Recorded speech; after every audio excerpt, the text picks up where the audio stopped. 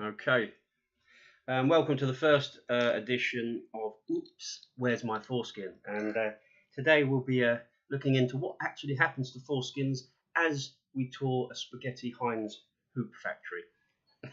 No, sorry. Of course, it's out of the ordinary. Oh, God, dearie me. Interviewing the ordinary people for their extraordinary stories. And I have with me at the moment a very good friend of mine. Shall I use your real name? Yeah, use my own name. Very good friend of mine, Michelle. Sat here with me in the studio, or rather my front room. So I've known Michelle for quite a while, and she's a very interesting person as far as I'm concerned. Hey. We've been out. There's been a conversation for at least 10 minutes going on, but I thought we'd better start the interview as soon as possible. Right, should we? I mean, we can really dive right in. Just go gently with me. All right, we'll start off Right. gently. When did you lose your virginity? No. I was 14 actually, but there you go. No, was you really? Yeah, Michelle? it was, yeah. I Don't tell think- my mum. No, definitely She'd not. still be mortified. She's Catholic. But go on. Well, I do think it's a lot.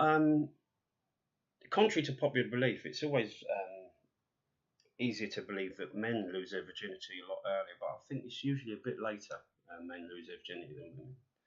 Yeah, I'll go with that for Mm. most people I know, actually. I mean, for me, it was just a couple of weeks ago. No. So people ask me, do I remember the first time I had sex? I say, yeah, I've still got the receipt. I remember the first time someone actually touched me there.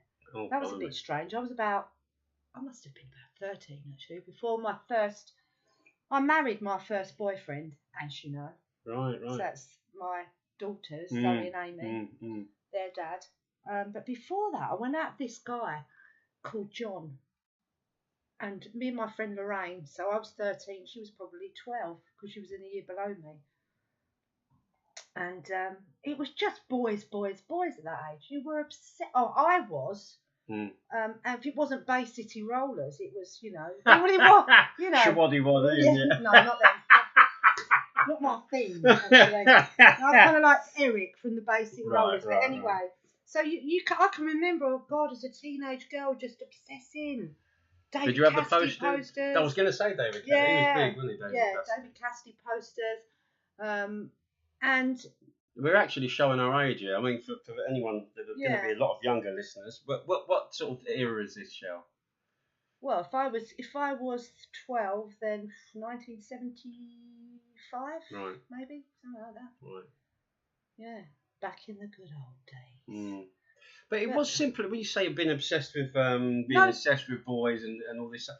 They were innocent at Kiss Chase, for example. I still remember Kiss. I remember trying to be really slow so I'd be caught, but it never Yeah, worked. I was a bit like that, but no, I don't know. I mean, there were the girls that I hung around with, all right. There were the girls that were the ones that knew they were the good-looking ones, and we used to hang around in a kind of gang and be down at the park, and there'd be some boys and there'd be the girls, and we'd all be kind of playing it cool, smoking fags, sitting down the dog. So when did you start smoking? When was your first cigarette? My first cigarette was at about 11. Fucking hell. I know. You were late, weren't you? God, blimey. And I'll just say, for everyone who is listening, she hasn't had a cigarette for 2 weeks. Yay! 2 weeks, giving it up. 2 weeks. I drove 55. I did. Took a time, but Yeah. pushed me luck a bit. Taking Really. this while. Yeah. Yeah. So, and there was that. I can always remember being young and having no confidence with the boys, none at all. And there was this particular girl. I won't name names, just in case, But she was very, very confident with the boys, and all the boys wanted to go out with her. And I think she went through every single one of them. While I was kind of on the sidelines thinking, oh, I like him. Maybe he, And I never ever. I was the girl that everyone wanted to be mates with. Yeah. You know that one? Friend zone. Yeah, friend. Yeah. But you see, I think to a certain extent, you learn. She'd obviously been around. I mean, obviously being a female, you do have female wiles, and you can see what works and what doesn't to a certain extent. But you've got to to be a seductive female, you've got to witness that, or you've got to learn that I from think somewhere. you're right, because I didn't witness it. I know I didn't witness it. I was pretty naive. I didn't. I mean, I've got one sister, so the only male influence was my dad, and he was quite. He wasn't. I mean, I can remember really loving my dad. I remember when I was about 2. Now that's going back a bit. And I can remember when my dad used to leave to go to work, and I would sit and cry and scream and wail, "I want my daddy! I want my daddy!" My mum would kind of come up to me and go, "Oh," and I would bash her and push her away because I wanted my dad. So I can remember feeling a lot of, connection to my dad. And then I kind of hit that age, puberty probably. And he was just dad then. He was just like, you better be in at a certain time. But I didn't have big brothers, and I didn't have big brothers who had their mates. So I didn't have a lot of males around me. A lot of my family lived 50, 60 miles away. So we were quite a nuclear family. And male cousins. But I was naive. I mean, I remember going to my nan's funeral and speaking to my cousin turned up, and we used to spend a lot of summer holidays with them. And he's quite a well-known chef actually, so I won't name any names. But and he said to me, "I used to really fancy you when we were young." Well, is it legal, cousins? I think it is. No, but he said that was his first fantasy. And I was shocked to the core because I thought at that time, I just didn't even consider that a boy, let alone even my cousin, but just any boy would have had a fantasy about me. It came as quite a shock, even in my 40s at this funeral. And he said, "I just really fancy you." And I was kind of, "Well, why don't you tell me? Why did you?" But we could have had a family, boy. I've told you not to make out in front of my parents. Well, these my parents too. Oh, good Lord, sir. Well, it's quite flattering even now. I remember being, in my younger days, and I had female cousins, and they were attractive, and as we've grown up as kids, and you might have a little bit of a crush on them, but a friend of mine said something really, what I found quite profound once about your first love. He said, "Who was your first love?"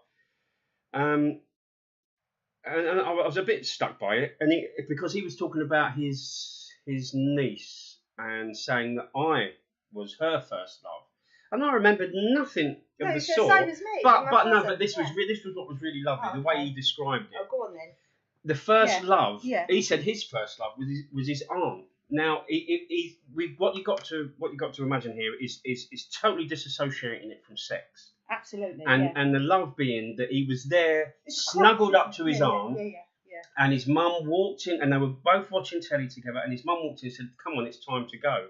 And he looked up at his mum like, "I'd never want to, it smells so nice here with my aunt, I'm really comfy with my aunt, we're watching the telly." And he said that was his sort of first love, as it were. He was there and never wanted to leave. He had that. Now, he said, his niece said that about me when, because I used to go around and see Darren, and she sat there with me. And I think when you're a young person, that first sort of comfort that you feel in someone of the opposite sex, or maybe someone of the same sex. That's really strange. Yeah, you're probably right. I mean, I just see it with trauma, to be honest with you. I mean, I have been. What do you mean trauma?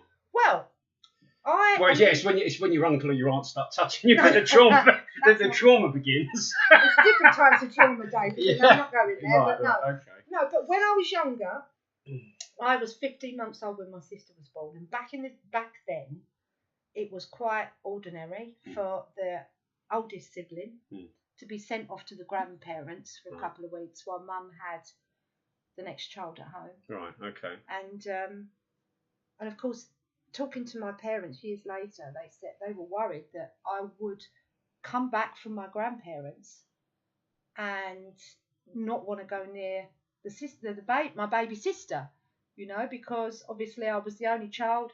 I've gone to my grandparents, I've come back, and there's this new baby. And they were most shocked to find that I came back and I was fine with my baby sister. I just wouldn't let my mum near me. And I didn't actually want to let her near me for many, many years. And I didn't realise, because I was 2 years old, and of course your emotions, you're just going on emotions that you're not, there's no logic involved. Sure, yeah, I think of that. I think they've got a word for it now. It's some sort of rejection at that early age. And I'd stayed with my grandparents, who were my father's parents, and my grandmother didn't really like my mum that much. And I can remember my mum saying to me that when I'd been back home for about 3 or 4 weeks, she had just put my little sister to bed and came in the living room and found me walking around the living room in a northern accent, because my grandmother was northern, saying, "Ma mummy's muck, ma mummy's muck, ma mummy's muck. Hey, by God. Hey, by God, ma mummy's muck." No. Icky thump. And so, but my mum, you know, and I can look back and think, oh, why do I struggle? Why do I love my mum. Why do I struggle to get physical comfort from her? And I think it is back down to trying to resolve something like that. You can know where something came from, but that doesn't resolve the emotion attached to it, does it? I think it is a large percentage of the battle, though, knowing where it came from. You're able to sort. I mean, it's otherwise it's like being punched on the nose by the invisible man. If you can see the dragon in front of you, then you can perhaps arm yourself and take it on, or at least try and take it on. But again, you need the right tools. So I think, what were we talking about? I've lost my drift. Yeah. So we're talking about that. I said growing up was trauma. And I think I had always felt isolated. It sounds ridiculous to say. I had a mum. She was fine. She did suffer from narcolepsy and cataplexy, so she was struggling in her own right. Of course, she'd be good in the Victim Olympics these days. That's really high up on the rank. She'd be almost a demigod. And so she spent much of her time taking Dexys to keep herself awake. Dexys Midnight Runners. Oh yeah, yes, they're the ones. Which I did pinch a few when I got to be a teenager. Why not? But anyway, but obviously she had her own struggles. But she was a brilliant mum. And, you know, my dad was hardworking, wasn't as emotional as dads are, but he was there for us. Sort of very ordinary upbringing, ordinary working class upbringing. But I can always remember feeling alone and isolated from my family. It was like I was in the family, but I wasn't of it. Yeah. And that was my own stuff. And talking to kind of psychologists in the past, we kind of got it back to the fact that I did have separation anxiety from back when I was 2, and it was very strong, and it has stayed with me. So going back to looking for emotion, looking for love, that's when I think I became love obsessed with anyone, you know.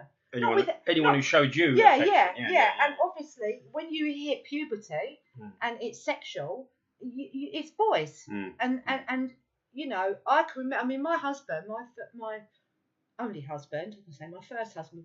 The only person I married. Yeah, but I mean, there was obviously another very important partner in your life, although you didn't get married to him. But just you had two children by your first by your husband and then a child by a second partner. Yeah, I did. Yeah, and there was quite a big gap.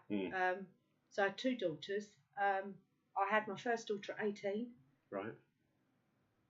And he. So when by 18, had you started to develop your artistic skills? Because I mean, you teach in a school. You teach at school as an art teacher, and obviously I've seen some of your work, and it's good work. It's definitely I would rank you among artists. Yeah, thank you very much. Oh, good lord. But but by 18, had you developed that skill? Was it a skill that you developed as a young person? Yeah, I did it. I really loved art at school and at home. And I can remember one of the things that I did mostly was I can remember laying on the carpet at home in the living room and just drawing. My dad used to work in Soho. And of course, you know, all you'd get...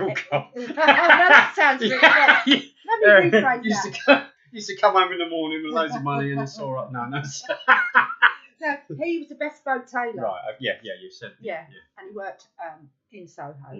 And I don't know, just coming back from London, he used to go up to Berwick Street Market, and he used to come back with kind of really lovely pastels and, you know, things for me. And I was very good at guitar as well. I went to the Royal Conservatory of Blackheath Conservatory of Music when I was 11 to learn classical guitar. So I had a lot of talent. I was very musical and I was very, very artistic. But so I was aware of that. Sure. I was aware of but that. at 18, you decided to have a family, or whether you decided or not, you had a family. I didn't decide, but yeah, it happened. I mean, and nowadays that's sort of a little bit deemed. Oh, you should follow. You should become a career woman. But for me, there's really isn't anything much more important than raising intelligent, happy offspring. Further in the next generation. And I know both your daughters, and they're great families. Yeah, they're good girls. They really are good girls. And it's a really strange thing to say, and maybe they wouldn't understand this. If I could go back and I could erase the emotional attachment I have with them, but I had the knowledge of what having children does, I would have made a different decision. Right. That doesn't mean to. No, let's hope they don't hear this. No. They understand it. Listen, at the end of the day, I'm being honest. The emotions that went with having children really mucked me up. Right. It really did. It made me insecure, made me anxious, brought out a lot of stuff in me that wasn't there before. Yeah, my mum. I think my mum really suffered. Yeah. With postnatal depression. I did with my second daughter. Yeah, right. It was awful. To the point where my dad said, "Look, you go back to work, and I'll look after. I'll look after me." I mean, they didn't really look at it as postnatal depression. I mean, my second daughter's 30. Oh, I think she's 31 or 32. That's awful. I can't remember. 6, 7, 8. You mean she's Amy? 32. Amy, yeah, she's 32. And yeah, it was after I'd her that I had postnatal depression. I had huge anxiety attacks. And the first anxiety attack I had, she was only very, very young, a baby. And I got a phone call from my friend. I know we're kind of veering off like your first boyfriend thing, but I think it's kind of important to say it now. Now I'm saying it, right? And I got a phone call. I was at my mother-in-law's. I had a phone call, and it was my good school friend of mine. She said, I won't mention any names, but so-and-so started, another friend of ours. She was 24, beautiful girl, just dropped dead. She had quite severe leukemia. Right. Now, I think it was the shock of that. And also, I just had my house that had been flooded just before I had my second daughter. So I was clearing up the floodwaters as my waters broke, so to speak. You wouldn't get it, would you? Symbolic, so, yeah, it's symbolic. A bit. And went and had, and that was on the 20th, a couple of days before Christmas. And then about a month later, I got this news, and I think that was a bit of a catalyst for it. I don't think I was happy. I think there was stuff that I was holding down. And I think I came off the phone, and I can remember going into the living room, sitting down, and then just this massive anxiety attack came out of the blue. I went grey. Chest pains, felt like I was being strangled. My heart was beating. I had pins and needles in my arms and legs. I felt faint, and I thought, "Geez, I'm going to die." And even my father-in-law at the time said, "Gee, you look grey. I think we better take you to the doctors." It didn't look good. And I can remember being rushed to the doctors, and it was all a bit of a haze, because I think when you're having a panic attack, you're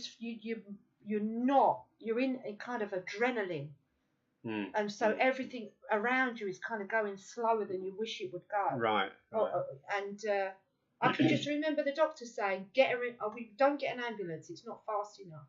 The heartbeat is so much. We need to get to the hospital." And I can remember just being on this trolley with people putting things in my arms and looking at that horrible grey tiled ceiling in the hospital. You know, the corridors, getting wheeled down the corridors, and looking at this grey tiled drop ceiling in Lewisham Hospital, and thinking, "Fuck, that is the last thing I'm ever going to see." Right. Well, obviously, what did they get the defibrillator out? No, it wasn't that. It was a massive panic attack. Right. So they've obviously realised that, and I was in for a while, and I was really bad. I was having anxiety attacks every couple of hours. But you see, now that sounds to me like an anxiety attack. It doesn't sound like these millennials and their anxiety attacks when they feel a little bit uncomfortable. No. this is, you're going to die, and you're going to die now. Yeah, and every part of you physically is suffering. And that is a proper anxiety. So anxiety isn't, I feel a little bit uncomfortable. I thought, you know, I need a safe space. Yeah, no, that's rubbish. I can't stand all that. I don't understand that. And I suffer from anxiety, and I have been battling with it from that day, on and off from that day. Still do. And it still comes out of the blue, and it still shocks me. It will come in so many different forms. I mean, I've started to get one where I can't see.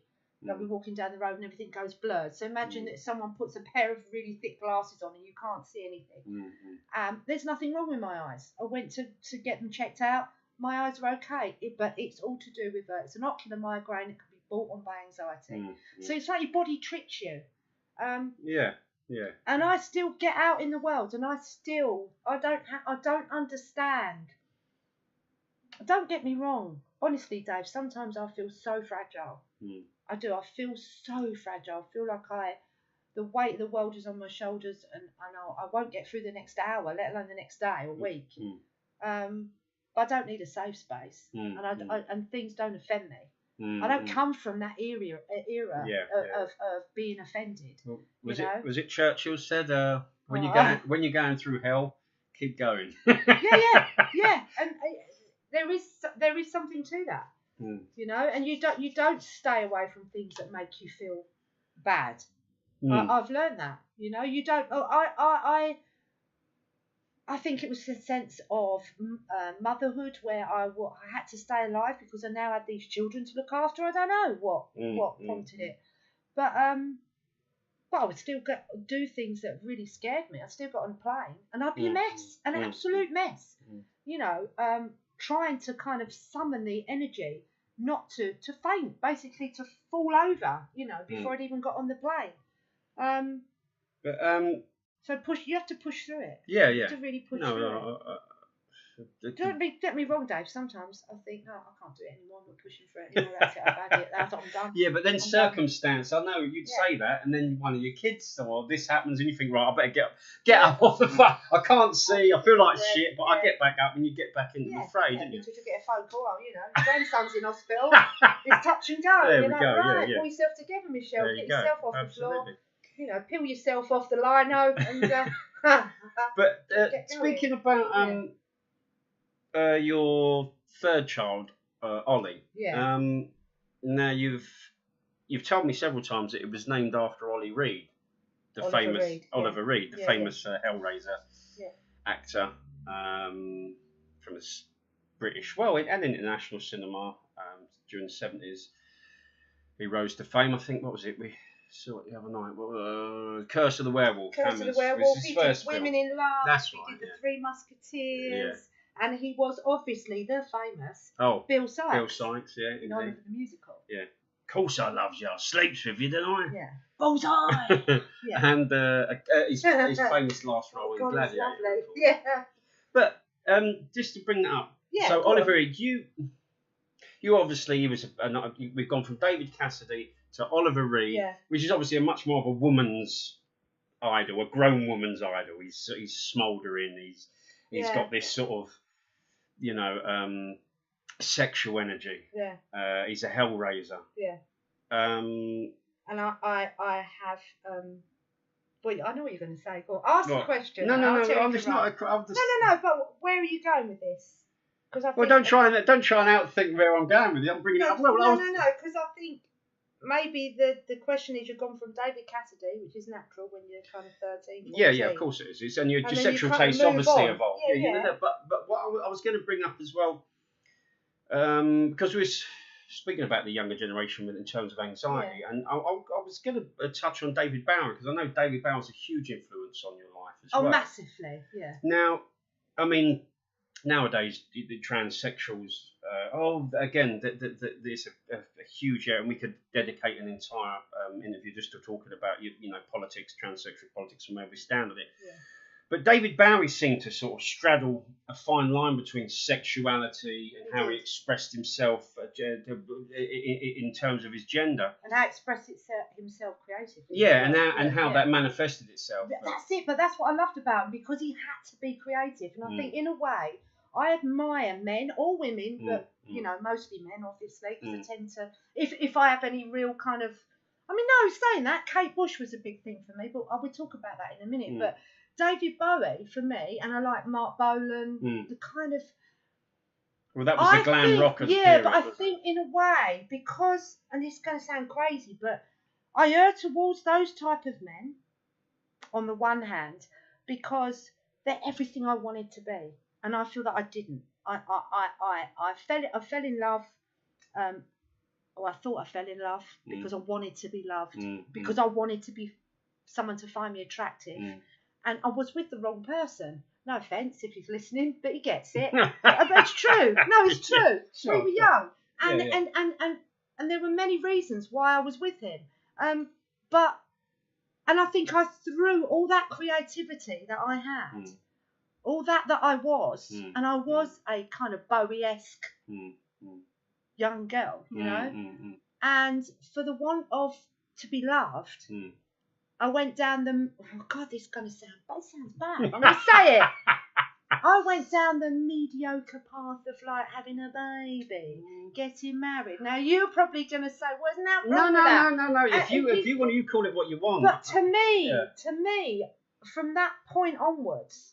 Because you're saying me, but do you think, say for instance, you had have followed that and become really big and become really creative and maybe even a megastar, you never know, and then died before you were 30.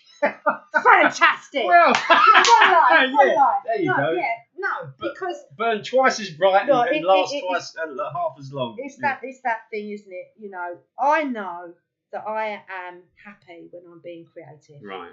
And yet I am absolutely like a rabbit in the headlights when I have to be creative. I have no confidence. And I went when the girls were teenagers, I went back and did a foundation in art and design. And I was absolutely prolific. And it's the one thing I will say, because I've never had a lot of confidence about myself, never had a lot of confidence about the way I look, who I am as a person. But it was at that point, I think it was 1997, when I went and did this foundation in art and design, I became prolific. To the point that my tutor called me up via the loudspeaker. Michelle Roberts, would you come to my office, please? And I thought, oh, fuck, what have I done? Because obviously I don't think it's going to be anything good. And she said she wanted to chat with me. And she said, you are a real artist. And there aren't many that come through these doors.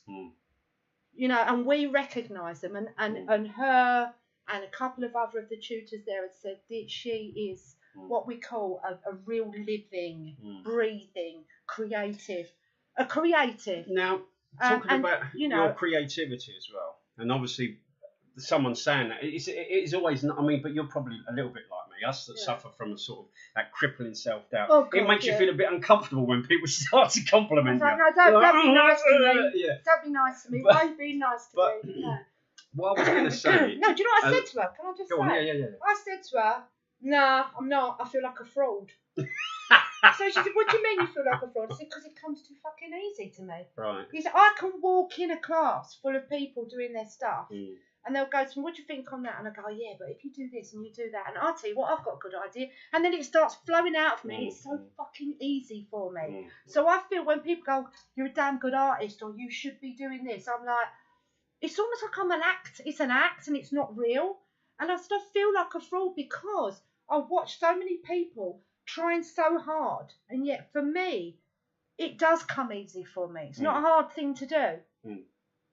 And she said that's why, and that is exactly why you are an artist at heart. You're an artist because that is where you live and breathe, and that is where you get your sense of purpose. And yet I've lived my whole life avoiding it. So what do you make of that then? Well, I was going to bring it around to creativity. Go on, then. And most artists, most musicians have always got a story, or always part of their creativity, or part of their life. was heavy drug or alcohol use. Now, at the moment, you don't drink. You're not allowed to drink. You're not allowed to take drugs. You're not allowed to, the heart condition, everything else. Do you think some of your most creative times you could put down? I mean, if you ask the remaining Beatles or remaining sort of the old people, the great musicians that lived through the 70s, whoa, it was a great time. We were taking drugs. We were doing this.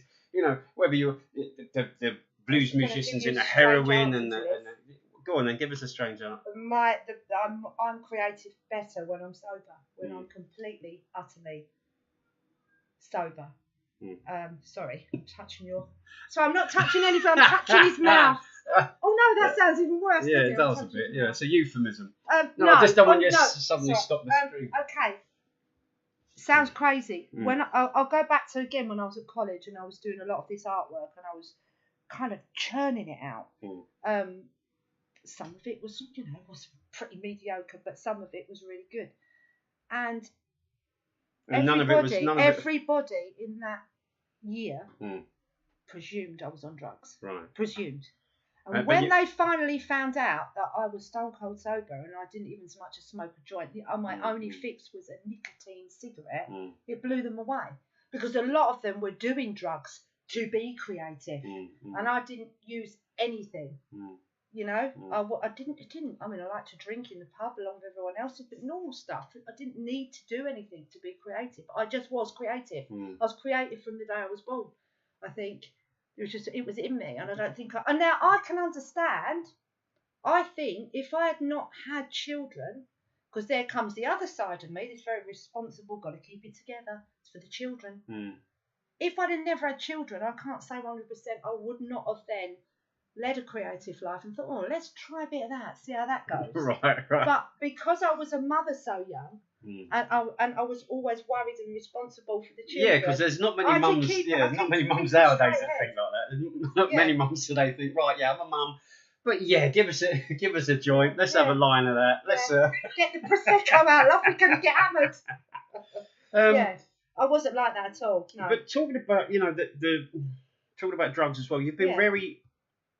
I mean, you're even anti take a fucking headache pill when you got a headache. I mean.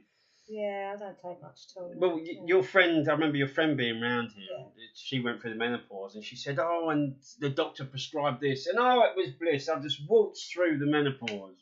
And you was like, I've got this going wrong with me. And you wouldn't take... Can we just tell everyone that I was actually on his settee having hot flush? And he was spoon feeding me ice cream so that I would cool down. No, look, it's part of the anxiety. In truth be told, it's part of the anxiety, because it's like when you've got anxiety, you don't trust anyone or anything. So the doctor's going to if he's going to make a mistake, he's going to make it on you. Yeah, right. Yeah, I can remember they wanted to scan my heart and give me a drug, so they, like an ultrasound scan of your heart.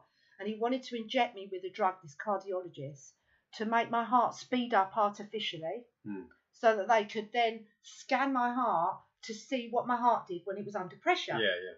Straight away, I think that's completely fucking abnormal. The only way your heart would beat is if you were running. So it doesn't bode well that you're laying on there. To me, I start thinking that's not right. Then I ask the question, is it dangerous? What are the risks? Oh, well, there are risks. So that's it. You can forget. And he said, no, let me tell you. It's 1 in 4,000 people have a stroke or a heart attack during the procedure. And I went, well, that's it. I'm not fucking doing it then. Because I see myself as that one person. That's the fear. That's the anxiety that sits, and it's like a monster. It sits just below the surface. Yeah, it's just there. It's just below the surface. And I kind of keep it down there. And then when I'm faced with anything like, would you like HRT, Michelle? And I go, okay, is it safe? And they go, it's pretty safe, isn't it? And I go, all right, then. For those of you not in there, HRT is hormone replacement therapy, which is prescribed for people suffering, through the menopause. Yeah, ladies, later years, yes. Yeah. And so I took the prescription. I took the prescription. I went to get and I've done this so many times. Took the prescription, gone to the chemist, got the drug, looked at the leaflet, thought, fuck that, not not taking that. Yeah, and then sold it on eBay. No, and honestly, I mean, you know, they want me to take statins right now. I'm not taking. Yeah, that's right. That's well, as I said, you know, we have come this. Our life expectancy is higher because you know we don't eat grass and stuff. But we do. I mean, I'm a big fan. I'm a big fan of all drugs, pharmaceutical and otherwise. But that's neither here and there. I think I am the Ollie Reed of. No, you know, no, but you've made a point, and that's what it is. That's why I'm attracted to you as a friend. I can't say I'm not sexually attracted to you, but that was when some sexual tension here. No, but you know, when we first we got past that. But you and Oliver's dad and Ollie Reed and those types, you're like the nemesis. You're the part of me that I can't do myself. Sure. Do you know what I mean? It's very. You can't help admire and you can't help being attracted when people have traits that are not prevalent in yourself. I mean, I'm very admirable of men who are unapologetic because I constantly seem to be, especially in my work relationships, I'm constantly apologising, constantly because you know you don't have the faith in yourself. Oh, I'm sorry, I'll try harder, sir, and I'll do this. Yeah, self-doubt. But you know, you mentioned Glenn, your second partner who you had Ollie with. Yeah. And we're talking about anxiety. Now, as well as being a prolific taker of drugs and drink, did he suffer from anxiety and stuff like this as well? Crippling self-doubt. Right. Absolutely crippling self-doubt. And that's why I did so many drugs. Right. And he didn't smoke. So I was the nicotine, I was the smoker. Right. And he was the drinker. And he was the drinker and the prolific drug taker. And he would take anything. Really? Absolutely anything. And I can remember going to meet him. He was painting and decorating. He didn't hold down jobs that often. He was a really good painter and decorator. Fantastic. You know, one of the best. And there are painters and decorators and painters and decorators. Yeah. And he was up there with the best. And he did a lot of really good work up in London. And I can remember walking down this leafy lane to go and meet him for lunch, and I knew that he was about 6 or 7 houses down the end of this lane, and he was painting the outside of a house. And I just happened to look down as I was wandering down this leafy avenue and saw a packet, you know, like a snap packet where, you know, like you've got tablets that you pop out. Oh yeah, blister pack. Yeah, that's it. Strangely, I don't know, it's just one of those crazy things, isn't it? You look down, you say, oh, blister pack, what's that? And it was methadone, and I thought, there is. Straight away, I thought, there he is. Right. Because he would do that. Right. You know, and they were his. Because when I met him for lunch, we were walking back, he kicked the blister pack and he laughed. I said, they're yours, aren't they? And they were his. Because he would try anything, absolutely anything. Yeah. But he's just crippling self-doubt, self-hatred to a point. I mean, he did, you know, he really did you think, walk the line. I mean, really, very creative though. A lot. I think, you know, creativity does find a way to manifest itself in even the most, you know, crippled people crippled from self-doubt. Now, if you don't mind, I'd like to talk. Obviously, we have that in common, having someone that we love commit suicide. What was it? A particularly anxious time before his suicide, or was there any attempts prior to him committing? You know, finally committing suicide. Was there any cries for help? Oh, that's a really difficult one. Really difficult one because.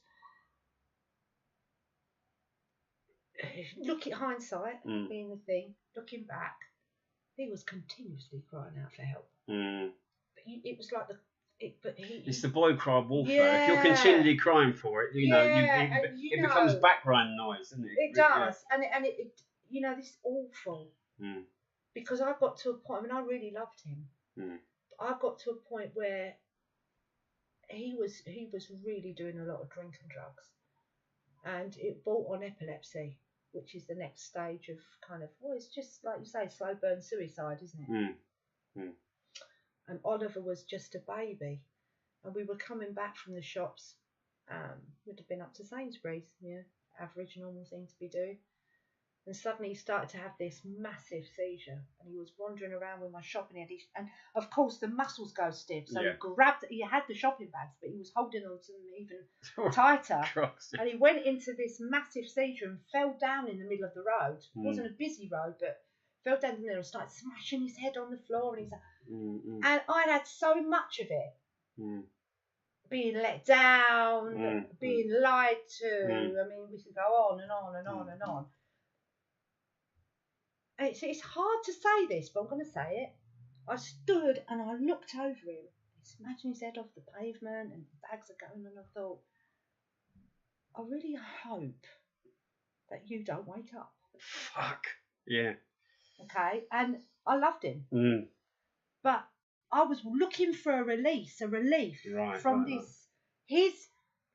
Because when somebody is like that, it affects you so much. Oh yeah. And it affects the people around. But he was really suffering. It's only since his death that I realised how much he was suffering. Yeah. Obviously, when you're at the brunt end of that, when you're in the relationship with someone like that, you suffer with them. And then that suffering turns to kind of love-hate, kind of, oh, you fucker, what? Well, you're having a seizure, are you? What? You fucking selfish bastard. You know, you took too many drugs, did you? Still about you, Look, your baby's indoors, you couldn't even bother to do that. And you know, and that's not because you don't love someone, it just... It's horrible to watch. Really horrible to watch. But they're almost putting you through that while they're doing it. While they're doing it, you're going through it, and yet you're doing it. You know, and. But I remember you. This lady came along. And she said, "Oh, do you need any help, love?" I went, "No, it's all right."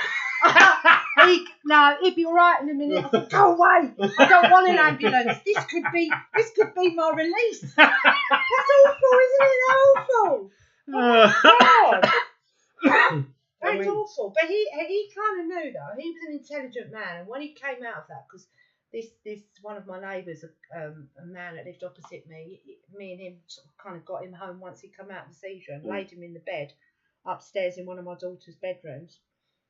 And as he was coming out of it, they get very tearful, and he was doing that to himself. Absolutely, he knew what he was doing, and he just looked at me and he went, "You don't love me anymore, do you?" Sorry. And I went, "Glenn, look, you're tired, you know, just sleep, you know, just too emotional." I thought, you fucking know, don't you? Right. Do you know that? It's just like there must have been something. Even though he was in the middle of a seizure and they say they have no memory, just something in my eyes or something I must have done. Right. And it's hard to say you don't love somebody because I think you do. At that point, I didn't think I did love him, no, because I was so tired of it, so tired of loving him, and so tired of this consistent rejection. And now I know he wasn't rejecting me, Dave. He was rejecting himself. Yeah. You know, I know that, and so you know. But I remember you telling me once about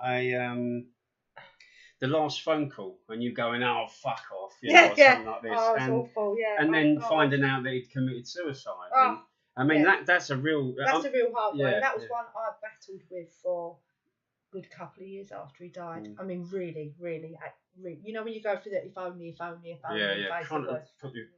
we want to catch your voice on this, so don't put your hands up around your mouth. Okay. Yeah, if only. But, you know, it's a different... I mean, my memory... I was angry with him at the time, sure. You know? Yeah. And he phones up as bold as brass again, you know, "All right, Mimi, got anything you want to say to me?" And I'm like, "Why don't you fuck off? Put the phone down." And then the next thing I know, I get the phone call, you know, that he's been found dead in his flat. And what was the means? Seizure brought on by obvious overuse of drugs and drink. Right. Yeah. I mean, I think the most, as you deal with it, I think the most common thing with suicide, I mean, looking back now, is once you get over the sort of the blaming yourself part that comes with suicide, because I think everyone who knows someone who they love, if they loved them, they think they could have stopped themselves. Oh, Do you know how long I thought but I should have stayed with him? He'd still be alive. Yeah, He'd still be. But because we were together, but we were apart. Mm. I just want to make that clear. Yeah. Because we couldn't be together, and he said to me at the time, nothing. I always remember this line. It's one of the last things he said to me. Nothing is better than I can give you now, Michelle. So in other words, anything you're getting the best of me. I'm getting the best by you not being there. Yeah. And he said he was going to get himself together. I said, well, get yourself together, and because I did not want to be with him because there was another part of him that was absolutely fantastic.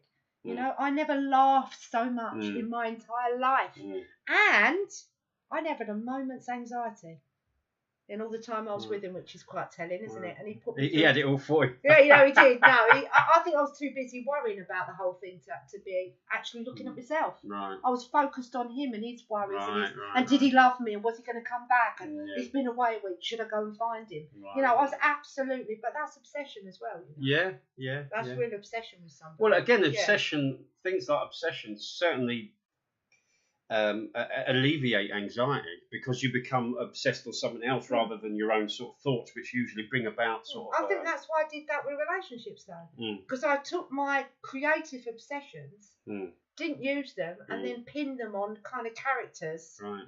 Unwittingly, unconsciously, obviously, subconsciously, I think I was drawn to men that would reject me in one way or another. So that I could become obsessed about it. But just going, because we sort of went off it a bit, but it was saying about the first thing, about the blaming yourself with the suicide. But I wanted to ask you if you had the same, because I still have now, I think more than anything, once you get over that blame thing, is the anger. The anger of the anger at them for the suicide, and I still hold that. I still have a lot of anger towards my mum for committing suicide. I battle with it, and you do. You go through different stages, didn't you? You know, sometimes you quite, but you know, again. Do you know when I'm having when things are kind of going a bit ski with Oliver, or I'm worrying about him and things, I get really angry at him. And I talk to him out loud and I go, you selfish fucker, how dare you, you know, go and do that and leave me again with all the problems. Oh yeah, you're out of it now, aren't you? But look at me, working 2 jobs, having anxiety all night, you know, worrying about Oliver. Where were you? Where the fuck were you? And really getting angry, really angry, really, and really, really angry, exceedingly angry at him. How dare he? How dare he do that? You know. Well, knowing what you but saying that he sort of knows what you've been through.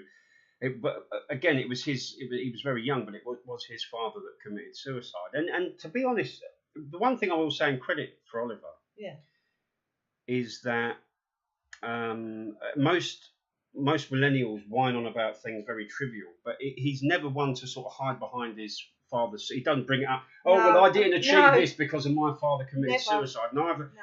And perhaps a little bit like I used to do with my father. Maybe Ollie does it with you. Yeah. That because whenever my mum was brought up, Dad would reach for the bottle, and then we'd get a night of drunken ranting about this and Mum and I would do it differently and this and it stopped me. It literally stopped me talking about. It literally, I just didn't want to. Because you knew that every time you talked about it, then he'd use that as an excuse to go on the one. Yeah. And then so you just don't talk. You think, right, well, I'm not fucking bringing that up with Dad because that will get a fucking night of this. That's true. So maybe he's of that. He don't want to bring up painful, or he don't want you to get into that sort of mode of anxiety or anger or regret or all the rest of the gamut of emotions he brings. So I think, like I did, Ollie's distanced himself from he's talking about I mean, dad. If someone asked him, you know, where's your dad? Is he around? He goes, oh, you know, my dad's dead. But I'm cool with that. Yeah, He's very kind of nonchalant. I've asked him 1 or 2 questions, and they are usually one word answers he gives me. Yeah. 1 word answers he gives me about his dad. Yeah, he's all right. Yeah. You know, I can't remember him much. Yeah. Yeah. Funny. He was apparently a really funny guy. He'll say, you know, Mum said, you know, that she really loved him, and you know, and he keeps it very simple. He's very simple. But he was 6, you see, and when I told him, he went to pieces. Absolutely went to pieces. Jumped in my bed, sobbed and cried and held on to me, and I'll never touch him. I want to cuddle him. Oh, my dad. Oh, my God. You know, and we had to do the look at that star up there. He was 6 years old, so you were trying anything you could to make it a good, not a good experience, it's stupid, but just to try, I suppose, to even just quell this child who's 6 who is sobbing. Yeah, not make it a good experience, make it a better experience. I mean, it's pretty fucking despairing. It is despairing. It was despairing for me, and I laid in the bed with him, and you know, and look at that star outside. You know, that's your dad shining brightly. But what happened with Oliver, I think, as well. Oliver became very clingy on me at that young age, and he slept in my bed till he was 13. You might not want the world to know that, but I think as well, he at a young age, I think he worried about me because you couldn't say, "Don't worry, Oliver, I'll be all right." Most children you can say to, "Don't worry, go there, go to school, I'll be all right, I'll be back at 4 to pick you up. Don't you worry about that." Oliver wouldn't have that. You can't promise me that, Mum. Because Dad dies, so you can die. So it was very real for him at 6. The mortality becomes was palpable. Whereas most children really can't conceive of death. I mean, I'm surprised even at 6 Ollie went to pieces because he obviously... He must have grasped the fact that he wouldn't be seeing, touching, listening. Very, he was to his dad anymore. Yeah, spot on. He did. He went to absolute pieces. It was a very, very difficult time. Very, very difficult time. I sometimes think maybe I didn't cry enough in front of him. Maybe I was too together. But I mean, even at that point, just trying to get through it. Sure, but even at that point, you still had your younger daughters. The older daughters. And I did. Did the family rally round, or was they just sick and tired of Glenn and sort of and your relationship with him, or what was it? What was the deal? It was a strange thing. You talk to my daughters about him, and they get so frustrated. They go, "We hate him." Right. But he'd walk through the door after he'd been away, disappeared for 2 weeks. Right. And within 10 minutes, he had them again. Right. They loved him. Right. And they'd be laughing, and they've got some fantastic memories of him. And I can remember Amy at the time, she was 19, I think, when he died. And she was heavily pregnant with my grandson, my first grandson, at the funeral. And she was inconsolable. Inconsolable at the funeral. They loved him. They really did love him. And I think they both could kind of see that I really loved him. And they really loved him. And they were as frustrated at him as I was throughout the whole relationship. But both of them knew that he wasn't a bad man. He wasn't a typically bad man. They got angry and frustrated at him because obviously they'd watched me wondering where he was. But he'd walk through, and I think they sensed his vulnerability as well, if that makes sense. Even though they were young. I mean, Amy was, like I say, 19 when he died, and so that would make Zoe about 23. But they were both very, very sad when he died, and very protective over their little brother, obviously. They used to be mad at him all the time. He'd walk through the door and, "We're mad at you. We're not talking to you. You make our mum sad." And he'd say, "But I love your mum." "No, you don't love our mum." And within 10 minutes, he'd be the best thing ever, and they'd be laughing their heads off because he had a real good way about him. Humor, yeah. But that was at the same place, still at that was still there. Right. Still at the same address, yeah. But they did both love him. Funnily enough, they've got good memories of him, and we all really talk fondly about him. Except for obviously sometimes I don't. But that's my own personal journey, that I went through with him. And like you said, you got very angry still now. Yeah, absolutely. You come out of that kind of blame thing and you think, "I could have saved him. I really could have saved him." If I'd have just, if he wasn't there on his own trying to get his shit together so that we could be together, because I couldn't be near him at that point when he actually died, because I thought, I've got Oliver to protect. And now I think, had I stayed, would he still be here? And I went through that it was torturous, actually, at the time. You'd wake up in the middle of the night sweating. But no, I think I've got quite a good angle on it now, Dave. I think I have. I think you have to, don't you, to survive? It's horrible, yeah. Otherwise, you can tear yourself apart. I mean, again, I point to drink and how I've you sort of try and you pickle your brain and drown the uncomfortable thoughts out. They don't always work. It sometimes makes them a lot worse. It's a lot easier for a male to do. I mean, I'm not going to categorise. Yeah. But from what I've seen as well, especially with Glenn and other males that I've dealt with or been with or, been friends with, who do tend to go towards drink and drugs. It's more of a male thing. It's easier for a male to do that. Especially if you've got kids, I mean, I've had friends that do drugs as well, female friends that do drugs. And their life starts unravelling very quickly if they've got children. Right. I think a man can keep that going for a lot longer before it finally unravels. Right. If you're a mother and you've got children, it very quickly unravels if you just throw yourself at the bottle, because straight away you're affecting children straight away.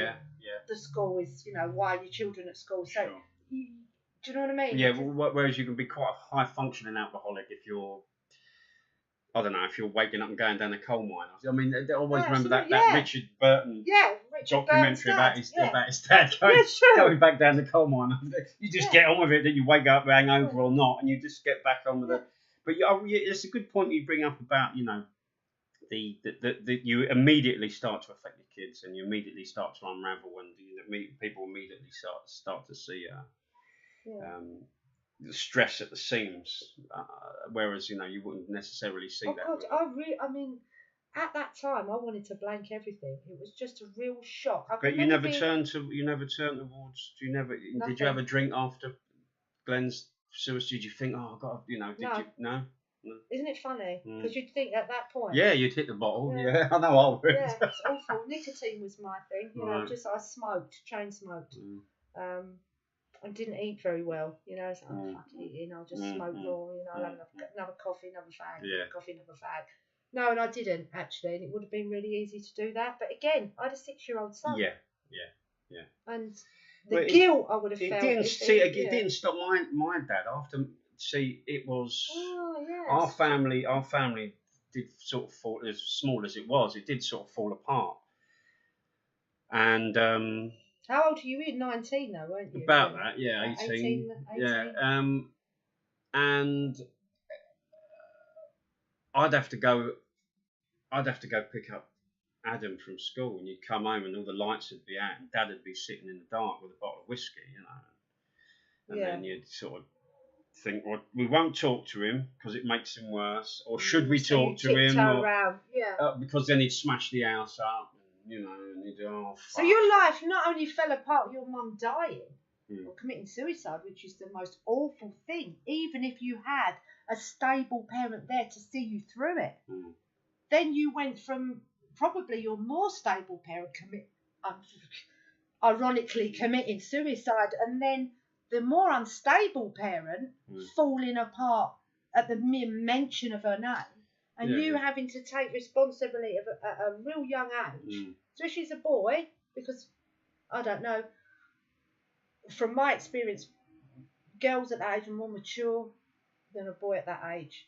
To take that on and your younger brother, to look after him and then watch your dad falling apart, and you're grieving your mum, it must have been an absolute...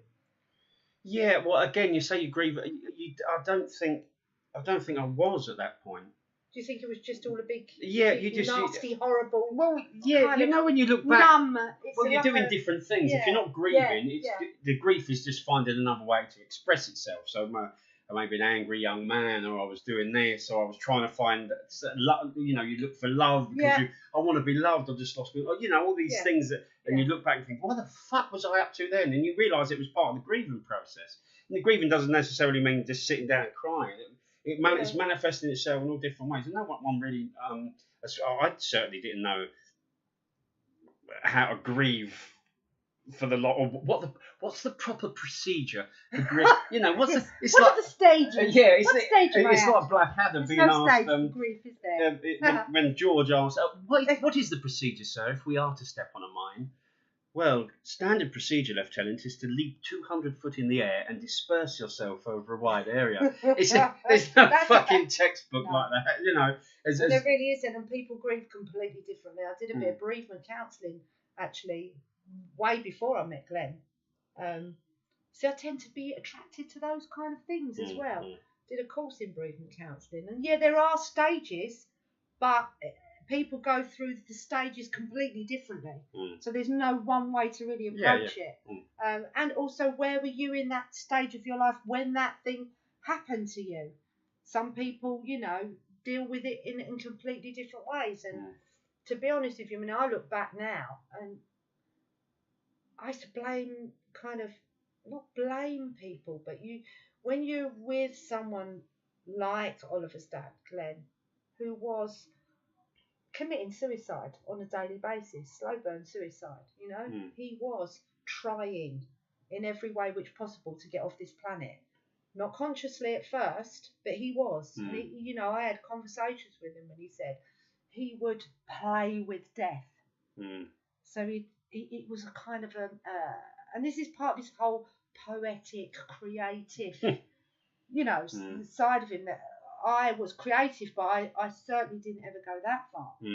And he would push himself with drugs and think, maybe if I just take one more, will it kill me? And then when he woke up the next morning and be kind of, did I step, how close to the line of death did I get? You know, it was really extreme, Dave, really extreme. And it's really weird, because men who are that extreme terrify me. And yet I'm attracted to them. And that is the one thing that I struggle with in my whole life, is why am I continuously want to be around men whose willing acts of self-destruction or violence or whatever it is. Well, I think a lot of men have a self-destructive tendency. And I realised that now, looking back and having really thought about it, you know, I spent a lot of time thinking about it. I was always looking for the answer, why did he do that? Why would he act like that?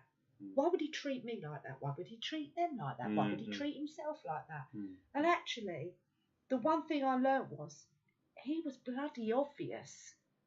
My question to myself is, where the fuck was I at? Don't be looking at them. They were obvious. It was obvious. You know, but where were you at? Where were you in this scenario? What part were you playing for yourself in this? You know? And still to this, honestly, that's why I think I'll stay single now, which I do. I'll stay single. And don't get me wrong, the thought of having someone, because come on, let's look at love. To me, you've got love from your parents, you know, it's a given.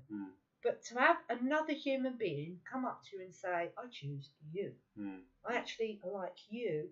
Not her, or her. I'm choosing you. It's so... Oh, it's very life affirming. It's a lovely feeling, isn't it? I remember that feeling long ago. And it's a walking on air feeling. You know, that's that weird, you know, that walking on air, that, you know, you walk down the road, it's just, the grass is greener. Everything is colourful, you know, because you've got this bond with somebody. And don't get me wrong, Dave, there are times when I really think, I could do that. Yeah, I would really like that again. You know, that feeling again. Well, I don't think you ever lose that. I don't think you ever lose that. That terrifies me as well, because I don't want to be. I'm 55, and it's going to say, I don't know whether people listening will really understand this. Maybe they will, I don't know. I'm 55. Okay, say get to 80. Right? Well, that'll be lucky, but just say I do. And I don't find that again. But that want is always there. That fucking terrifies me, Dave, that I've got to live the rest of my life with that one. Yeah, that's a sobering thought. And do you know, on that thought, I'd love to have you. I could speak to you all day, Cheryl. I'd love to have you on for another interview. Come again? Yeah, definitely. We'll sort out another interview. Okay, cool. But the time's up for this particular one. It's been a pleasure. It's been a great chat. Yeah, and we'll draw it to a close. I hope everyone enjoyed the experience. And we'll see you at the we'll see you at the next Out of the Ordinary episode, hopefully in a week's time. Okay, take care, everyone. That's David and Michelle signing out.